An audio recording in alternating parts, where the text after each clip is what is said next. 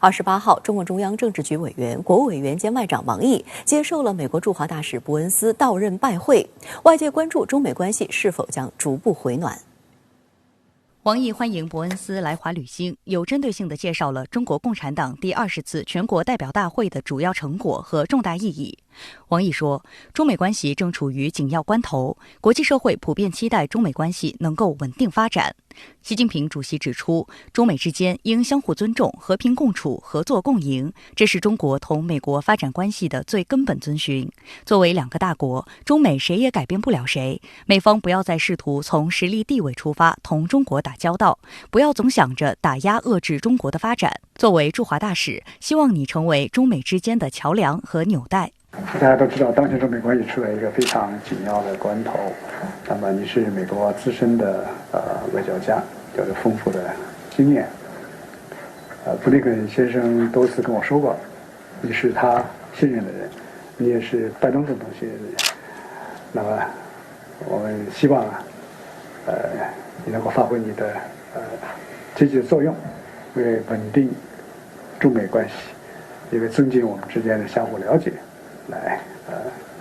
多做一些有益的工作。伯恩斯表示，高度关注中共20大，认真研读了20大报告，中方的介绍有助于加深美方的理解。美中关系对两国、对世界都非常重要，美方愿同中方加强沟通，管控分歧，推进合作。我觉得它不是一个常规的动作，而是具有特殊的一个含义。中国的20大刚刚结束，王毅作为政治局新的一个委员，以这么一个身份与美国大使见面，具有非常强烈的这个象征意义。一个方面象征中美关系在中国的对外政策当中具有非常突出的这么一个地位。另一个方面，我们看到他们见面的话呢，绝对不是我们说嘘寒问暖的象征性的这种见面，而是会就中美关系的问题进行一些实质性的会谈。据美国驻华大使馆消息，伯恩斯于今年3月5号抵华。4月2号，外交部礼宾司司长洪磊接受美国新任驻华大使伯恩斯递交的国书副本。9月30号，在中华人民共和国成立73周年前夕，国务院总理李克强在人民大会堂会见42个国家和机构的新任驻华使节和代表，当中就包括伯恩斯。中美关系作为全世界最重要的双边关系，高层互动备受各方关注。26号，美中关系全国委员会在纽约举行2022年度晚宴，中美元首分别致贺信。国家主席习近平指出，中美作为大国，双方加强沟通和合作，有助于推动世界增加稳定性和确定性，有助于推动世界和平与发展。中方愿同美方一道努力，相互尊重，和平共处，合作共赢，找到新时代中美正确相处之道，既有利两国，又造福世界。美国总统拜登表示，中美两国在应对21世纪的全球挑战中都发挥着重要作用，包括应对气候危机和加强全球卫生安全。美中关系全国委员会呢，是1966年呢，是福特基金会以及美国全国关系委员协会共同组建的这么一个民间机构。它的要旨是什么呢？是推动美国官方与民间研讨涉华的有些问题，并且推动中国和美国方方面面关系的发展。所以这么一个机构在中美关系的发展过程当中起了很重要的作用。我认为这是中美关系在可预见未来关系可能松动的一个很重要的一个信号。因为两位领导人向美中关系全国委员会发出这样的一个贺信呢，绝不是一个偶然的事件，它是经过双方协调的，彰显出中国与美国最高领导人愿意推动中美关系向前走，并且在其中发挥引领作用的这么一个意愿。拜登当天还在白宫会见防长奥斯汀、参联会议主席米莱等美国高层国防官员时表示，美国不寻求与中国冲突。We also have to be to responsibly manage increasingly intense competition with China. You know, we have to maintain our military advantage by making clear that we do not seek conflict. 28号，白宫方面公布的总统拜登11月份相关行程显示，拜登将访问埃及、柬埔寨和印度尼西亚，其中拜登将于11月13号至16号访问印度尼西亚，期间将在巴厘岛参加20国集团领导人峰会。中美领导人能否实现面对面会晤，已成为各方期待的焦点。过去的这2年里边，习主席与拜登总统通过电话以及视频进行了5次的这种交流。这种交流对引领中美关系、稳定中美关系发挥了重要的作用。线下的面对面的见面会使领导人更加从容的更加全面的、更加深入的探讨相互关心的这些重要议题，所以它的效果呢会更好一些。我认为这领导人面对面的见面应该是水到渠成的一件事情。尽管中美交流出现回暖迹象，但中美两军战区领导通话、中美国防部工作会晤、中美禁毒合作、中美气候变化商谈等8项合作并未恢复。此前，作为对佩洛西今年8月执意窜访台湾的反制措施，中方取消或暂停了上述合作。外交部发言人毛宁在27号曾对相关问题回应称，中美重启有关沟通需要有利的条件和氛围。引人注目的是，在中共20大闭幕后，一系列外事活动正在拉开序幕，将达成多个首次。越共中央总书记阮富仲将于10月30号至11月2号对中国进行正式访问，成为中共20大后首位访华的外国领导人。此访也是阮富仲第3次担任越共总书记后，自新冠疫情发生以来的首次出国访问。环球时报发表题为《中越关系的特殊意义，某些大国理解不了》的社评指出，美国拜登政府致力于所谓的重塑中国周边战略环境，说白了就是华盛顿看到没法指望从内部改变中国，退而求其次，在中国周边打造对华包围圈，在外交和战略上孤立遏制中国。或许在华盛顿政治精英眼中，中越关系有很多可以定进蝎子的点位，所以才耗费很大的精力去做越南的工作。但这并未能阻碍中越互利合作的步伐，根本原因在于他们低估了越南外交的独立自主传统，更误解了中越两国友好合作的坚实根基。此外，巴基斯坦伊斯兰共和国总理夏巴兹谢里夫将于11月1号起对中国进行正式访问，这是夏巴兹就任后首次访华。I feel really honored and deeply touched. It's very heartwarming to know that I am one of the first leaders from international world visiting my very, very brotherly and friendly country, China. That shows and reflects in no uncertain terms the depth of our friendship and strength of our understanding and our bond. And this visit most definitely, I hope, will result into further cementing our relations. 坦桑尼亚联合共和国总统萨米亚·苏鲁虎哈桑将于11月2号至4号对中国进行国事访问。哈桑将是中方在中共20大后接待的首位非洲国家元首。坦桑尼亚也是习近平2013年就任国家主席后非洲之行的首站。外交部发言人毛宁27号介绍，访问期间，习近平主席将为哈桑总统举行欢迎仪式和欢迎宴会，两国元首将举行会谈，并共同出席合作文件签字仪式。德国总理舒尔茨将于11月4号对中国进行正式访问，这不仅是德国领导人3年来再次访华，也是新冠疫情爆发以来7国集团首位访华的国家领导人。今年是中德建交50周年，分析认为，舒尔茨选择在具有纪念性意义的年份，打算通过访问将同最大贸易伙伴的友好关系延续下去，理所应当。舒尔茨个人近期也在多个场合强调与中国合作的必要性，明确表态不支持脱钩断链，还在参加完日前举行的欧盟峰会后对媒体表示，没有任何一个欧盟国家愿意和中国脱钩。而在与美国驻华大使伯恩斯会晤之前，王毅已经同部分重点国家、地区就20大成果、地区热点问题进行了沟通。26号起，王毅先后在北京会见了东盟国家驻华使节，同沙特外交大臣费萨尔主持召开中沙高级别联合委员会政治外交分委会第4次会议，并与俄罗斯外长拉夫罗夫通电话。相关话题来连线特约评论员张思南。张先生您好。对于伯恩斯表示自己认真研究了中共20大报告，美方愿同中方加强沟通，管控分歧，推进合作。您是如何来看待伯恩斯的表态？这释放了怎样的信号呢？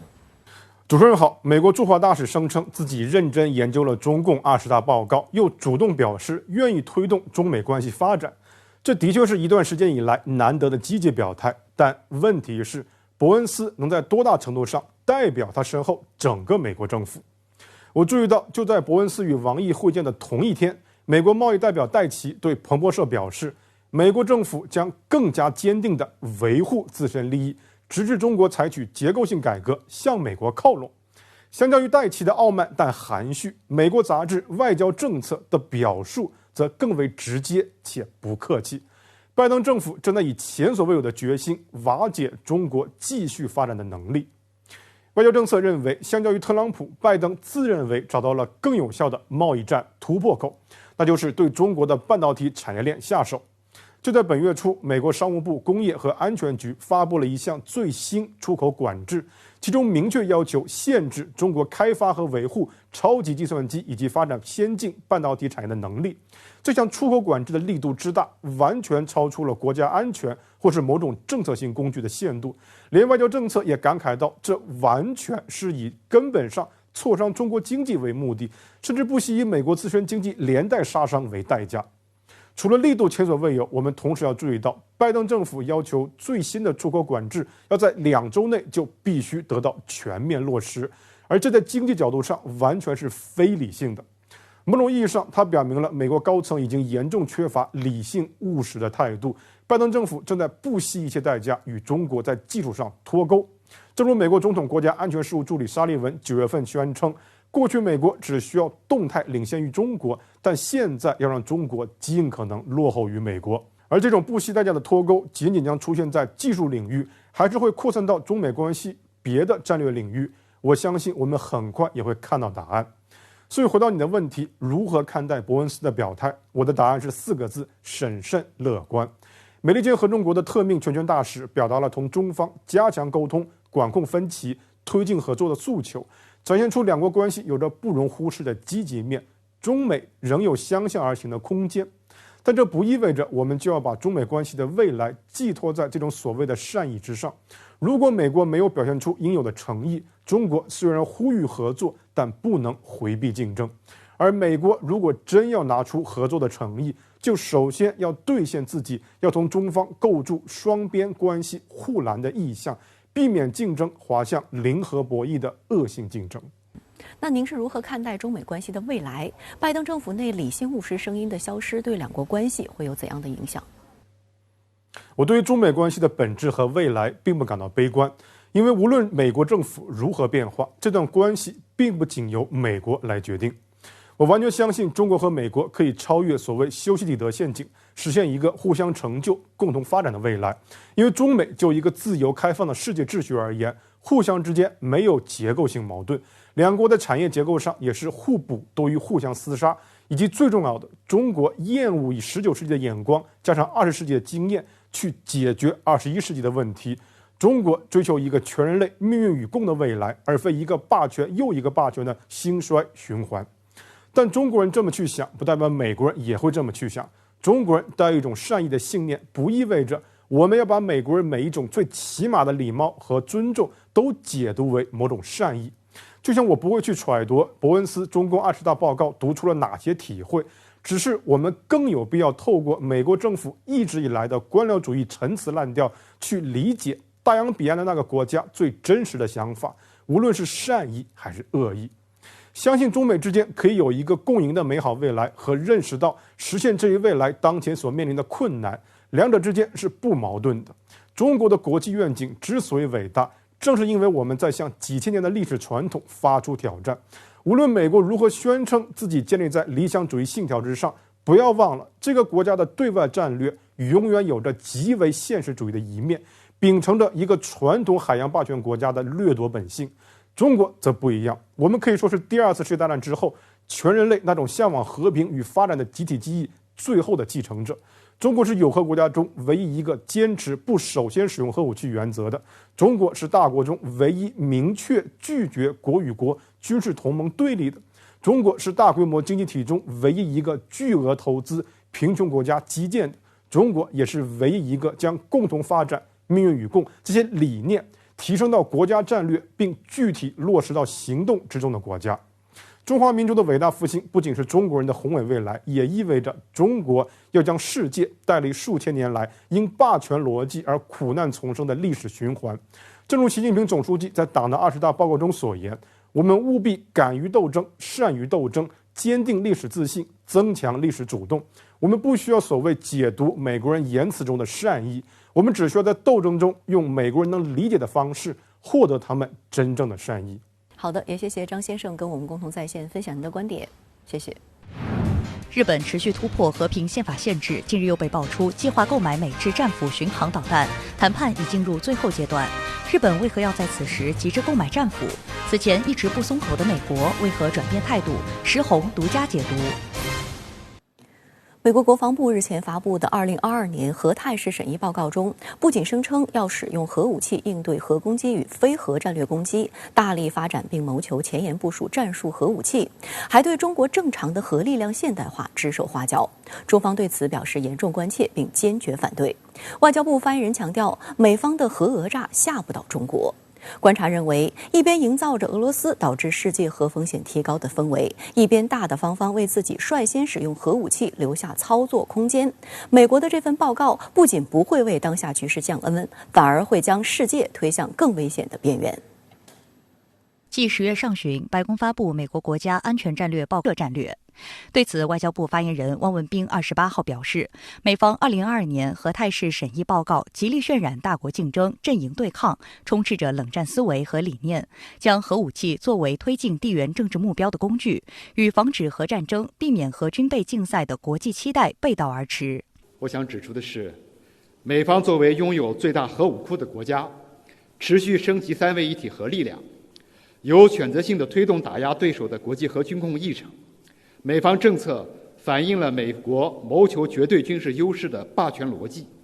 将刺激核军备竞赛。汪文斌称，美方渲染特定国家的核威胁，为其量身定制核威慑战略，此举损害大国互信，挑动核军备竞赛与核对抗，严重破坏国际和地区的和平稳定。他同时强调，美方在报告中对中国正常的核力量现代化指手画脚、妄加揣测，明目张胆地针对中国量身定制核威慑战略，中方对此严重关切并坚决反对。我们正告美方，中方有能力、有信心维护国家安全利益，美方的核讹诈吓不倒中国。我们奉劝美方摒弃冷战思维和霸权逻辑，采取理性、负责任的核政策，切实履行核裁军特殊优先责任，为维护全球战略稳定、增进世界和平与安全发挥应有的作用。中国裁军大使李松当地时间28号也在联合国大会裁军与国际安全委员会发言，抨击美国这份报告。他表示，这个报告有助于人们看清美国握着手中的核武器是如何看待这个世界，如何看待其他国家的。美国新出台的核战略及相关政策规划，必将对全球战略安全与稳定、大国战略安全关系、国际和多边核军控、裁军与防扩散进程产生复杂深远的严重消极影响。与其对其他国家指手画脚，美国倒不如对自己的核军控劣迹多加反省，多做真正有利于国际和平与稳定的好事。外界注意到，美国总统拜登曾多次承诺降低使用核武器在美国家安全中的作用，包括2020年大选期间，拜登曾在《外交事务》杂志上撰文明确写道，美国国家核武库的唯一目的是威慑，以及在必要时应对核打击。他承诺将推动美国向这一方向努力，但显然现在他不打算兑现承诺。从此次报告表述来看，美国明确了不采用、不首先使用核武器政策，也放弃了此前拜登政府多次提到的唯一目的核政策，用根本作用这种看似一字之差，实则天壤之别的表述，掩盖其基于首先使用核武器的真实意图。我个人认为此举为美国未来在冲突中可能首先使用核武器预留了充足空间，加剧了核冲突的风险，降低了核武器的使用门槛，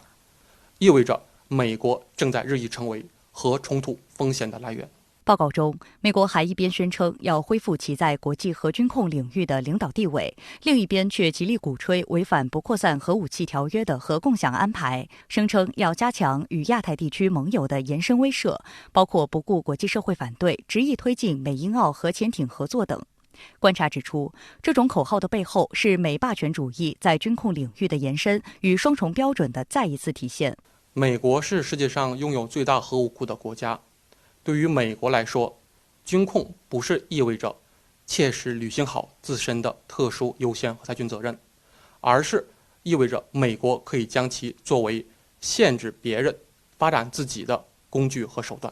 其反映的是美国维持其核力量绝对优势的霸权逻辑。政府上台后，也于去年7月正式启动了该评估进程，并于今年3月向国会提交了机密版和态势评估。而此次发布的就是该报告的非密版本。深圳卫视注意到，相比前任特朗普2018年提交的报告，此次拜登政府的核态势评估报告全盘延续了此前代价高昂的3位一体核力量现代化、核指挥控制与通信系统现代化以及核军工基础设施现代化计划，同时保留了 W762海基低威力核弹头，继续推进 W93新型核弹头研发。唯一的变化仅体现在取消了海基核巡航弹头和退役的 B831空基和重力炸弹。但有分析指出，事实上，这个别型号的武器装备取消退役，更多是出于能力冗余和经费限制、军控谈判价值不高等诸多因素的现实考量。赵学林告诉深圳卫视记者，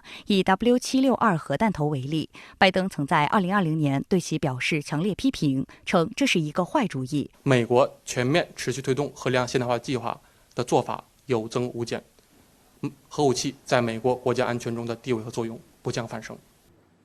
除发布核态势评估报告之外，实际上美国已经在涉核问题上展开一系列具体操作，正加快向北约基地部署命中精度更高的核弹的进度。与此同时，北约坚定政务与俄方雷霆这2场涉核威慑的演习也撞期上演。外界担忧，俄美之间一场谁先眨眼的核游戏，将令欧洲乃至世界安全形势更趋复杂。在利用俄乌冲突不断渲染俄罗斯核威胁的同时，美国自己在涉核问题上动作频频。据美国政治报26号援引知情人士消息爆料称，美国已经加快向北约基地部署更精准的战术核武器，其中包括最新版本的 B6112核弹。按照原计划，这款战术核武器在欧洲的部署时间是明年春天，现在则提前至今年12月到货。根据美国国家核安全管理局的介绍，目前美国在德国、意大利、比利时、荷兰和土耳其的军事基地部署有大约100枚旧版本的 B61战术核弹。B6112核弹在 B61基础上升级了命中精度，弹药寿命期延长至少20年，能在美国和其他北约国家的战斗机、轰炸机等多个航空平台使用。资料还显示 B6112能够根据需要在300吨到5万吨之间调整爆炸当量，因此被认为是美国最昂贵、最危险的战术核弹。上海国际问题研究院国际战略研究所副所长张耀对深圳卫视表示，顾名思义， B6112是对 B61的第12次改进型号。这一新核弹的特点就是准确率非常高，并且可调节使用当量，这也是当前美国核战略非常危险的一点。因为它加上了一个制导部件，以前它是自由落体，现在它加上制导部件以后呢，准确率可以大概圆周率误差大概可以达到30公尺左右。我们讲它的威力，它最大的一个特点是它威力可控，就是说如果它需要打战略性的攻击力量，它可以把它的核当量可以调整到那个5万吨啊，那5万吨我们知道是广岛原子弹的2倍还多啊。如果它是需要打那个战术性核武器啊，只是在有限使用，它可以把它的核当量最少调低到300吨，只是个在很小的一个战场范围进行使用，这就使得它这个核门槛很低，它可以在非常有效的战场上啊，那么对平民啊，对其他的民用建筑啊，包括对整个战场的一个污染等等，它可以这个影响受到最小啊。那么这一来就是说，美国很可能在很多常规场合就给它进行使用啊。那么我们觉得这个是特朗普上台以后，美国核战略里面非常重要的威胁，也是非常危险的一点。针对美国在北约部署 B6112核弹的消息，美国国防部发言人帕特里克·赖德回应称，虽然五角大楼不会讨论美国核武库的细节，但表示这是美国核武库现代化的一项长期计划，并没有加速部署，还强调这一行动与当前俄乌冲突无关。不过，长期关注美国 B61型战术核弹计划的美国科学家联盟核武政策专家汉斯·克里斯滕森就坦言，美方的仓促部署令人费解，担心欧洲动荡的局势将进一步加剧。还有观察指，从美国公布核政策，重新在欧洲部署战术核弹这2个举措，某种程度上来讲，也意味着乌克兰局势已经存在不小的核战风险。美国为什么现在要把那个 B61-12炸弹那个运进欧洲？那么很显然，它主要是为了遏制俄罗斯，因为俄罗斯并没有说它一定会动用武器，但是美国很显然说把乌克兰战事的一个规模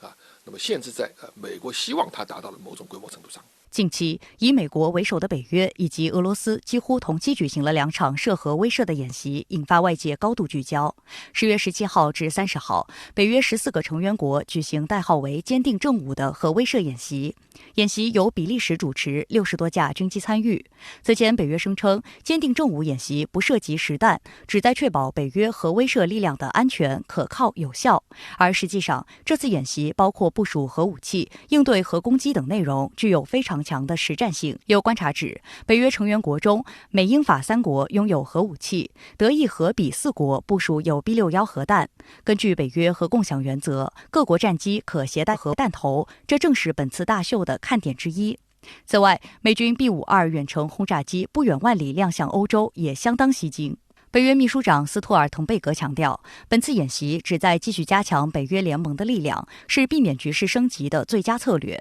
演习也只是例行公事，早在俄乌冲突前就已经计划好了，不存在针对任何国家和地区的可能性。但外界普遍认为，这次演习无疑就是针对俄罗斯的。对于北约军演，俄罗斯不仅表达了强烈反对，还通知美国自己也将举行例行年度军演，其中包括战略核力量演习。10月26号，俄罗斯战略火箭部队名为“雷霆”的战略核威慑力量演习拉开大幕。演习包括战略弹道导弹和巡航导弹的实弹射击训练。俄总统普京继2月19号后再度坐镇指挥俄战略威慑演训。他观摩了俄火箭部队实弹发射亚尔斯陆基洲际导弹、蓝天潜射弹道导弹，并观察俄军用图95战略轰炸机在空中发射巡航导弹。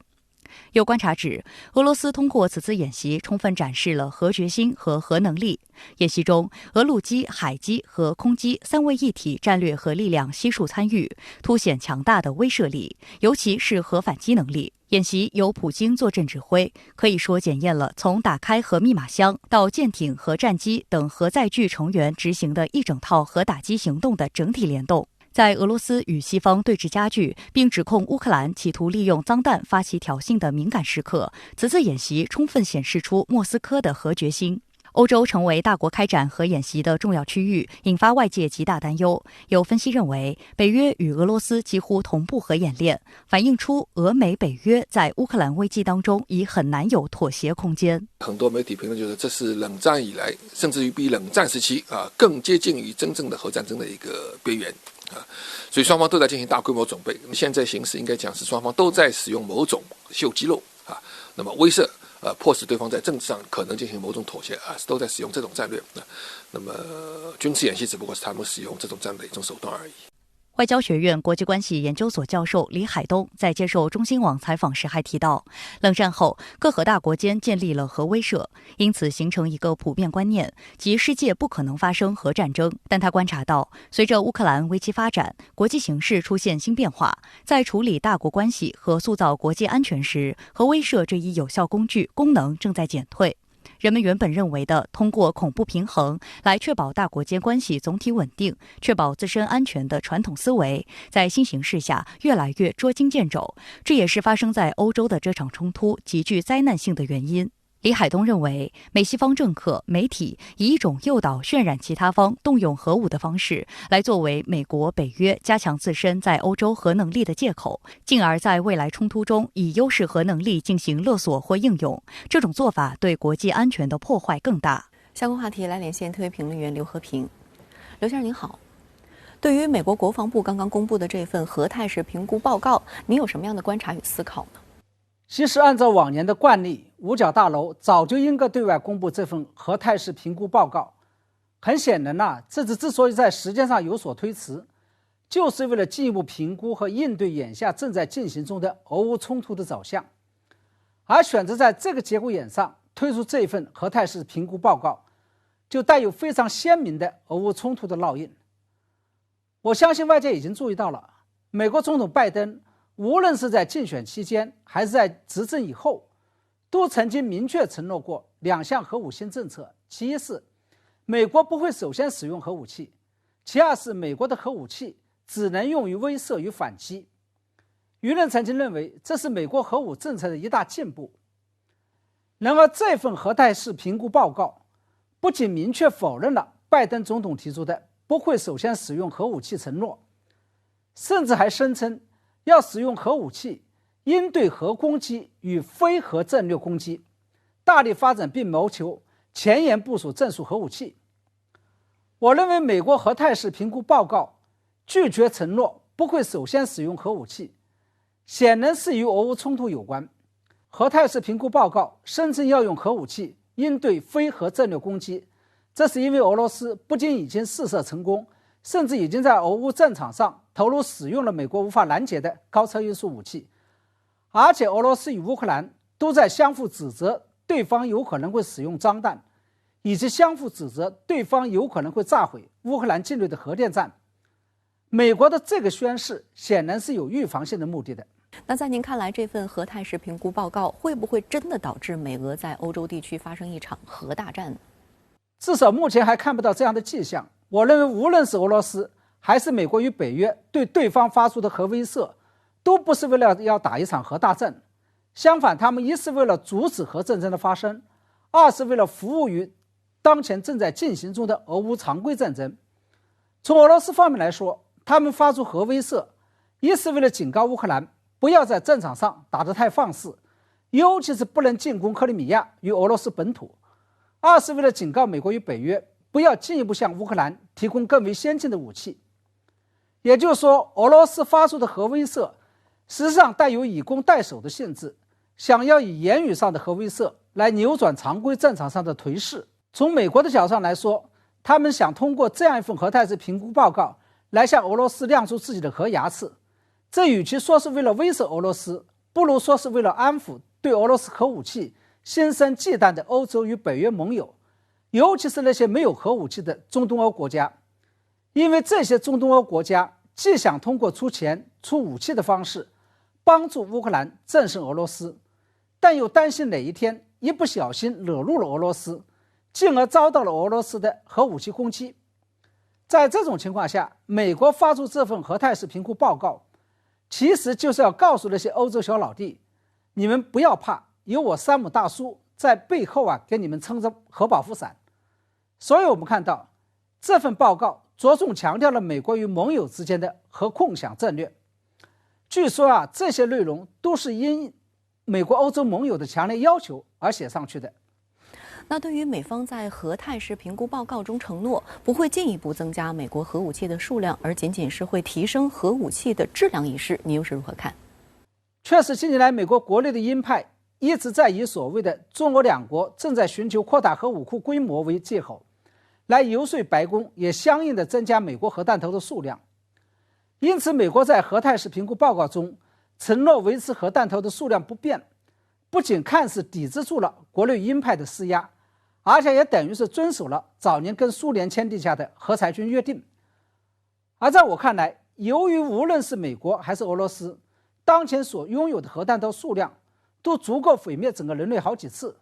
因此他们在增加核弹头数量已经没有什么意义了。相反，倒是五角大楼在核态势评估报告中表示，要持续不断地从技术上升级美国的核武器，更会引起其他国家的担忧与恐惧。因为美国从技术上升级这些核弹头，无疑是要让这些核武器变得更具杀伤力，更加能够实战化，那势必会刺激其他的有核国家也采取相应的行动。而那些没有技术升级自己核武库的有核国家，则会进一步通过扩充自己的核弹头数量的方式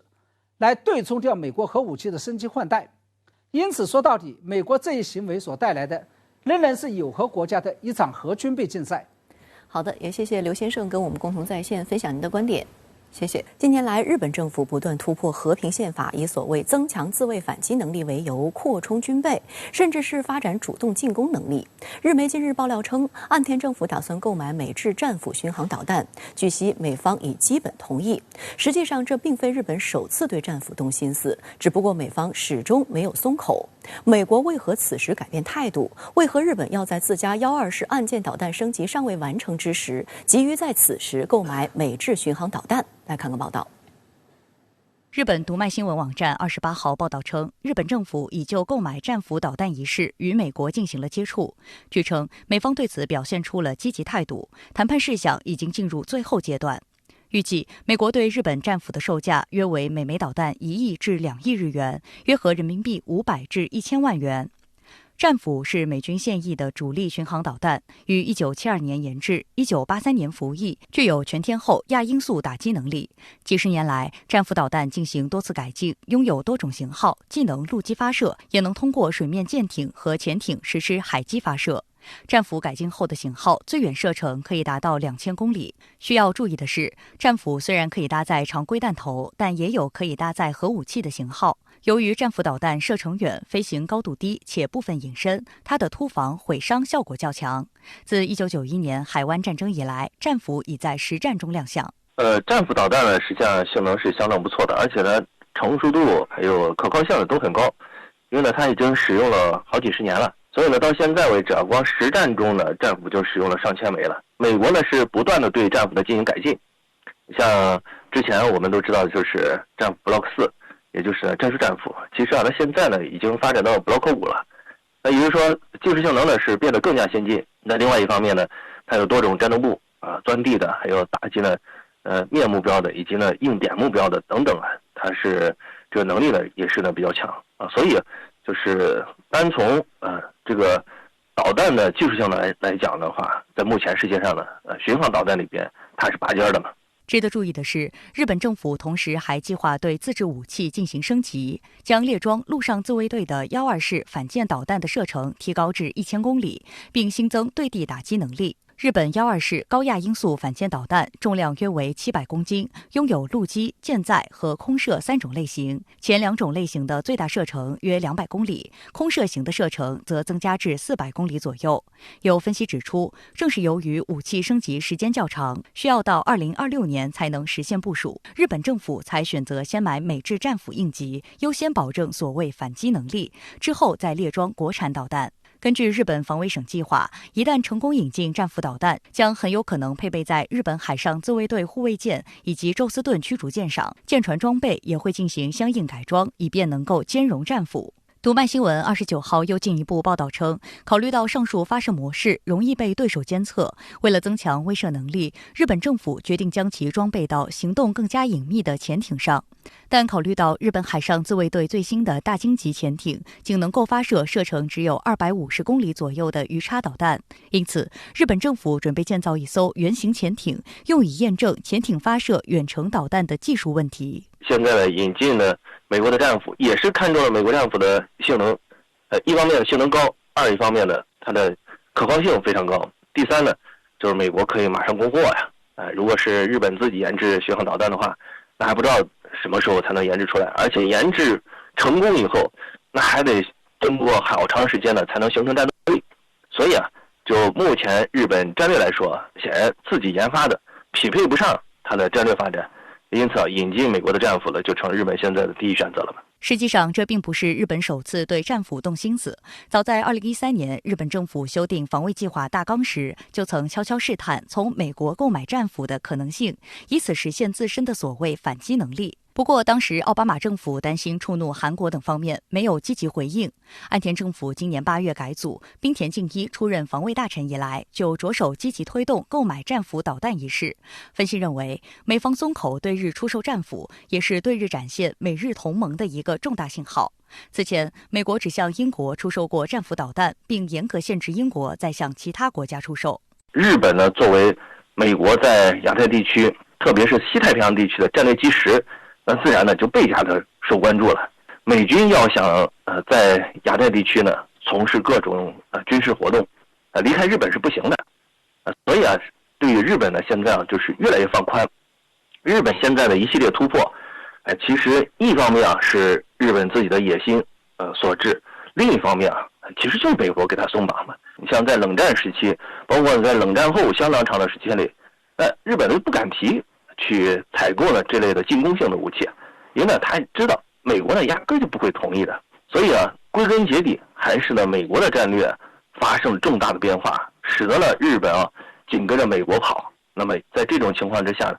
美国呢对日本的这种纵容也就是越来越厉害了。岸田政府的动作在日本国内外招致众多批评。批评者认为，这背离了日本战后和平宪法以及专守防卫原则。根据日本和平宪法第9条，日本禁止发起攻击或战争，禁止拥有正式军队，只能保留最低限度的武装部队，以维护国家主权。但现在不管是采购的战斧巡航导弹，还是升级改造射程可达1000公里的1.2式反舰导弹，早已不是防御武器的范畴，而是具有很强的攻击性。对于日本国内而言，何时使用所谓的反击能力也存在很大争议。执政联盟内的公民党认为，所谓外来武装攻击是使用反击能力的一个大前提，反击必须在地方攻击之后。但是自民党则对此不明确表态。此外，双方在反击能力的运用范围上也存在分歧。自民党主张反击能力的对象不仅限于敌方导弹发射基地，还应涵盖具有指挥领导职能的司令部等，而公民党则认为必须限定在必要的最小范围。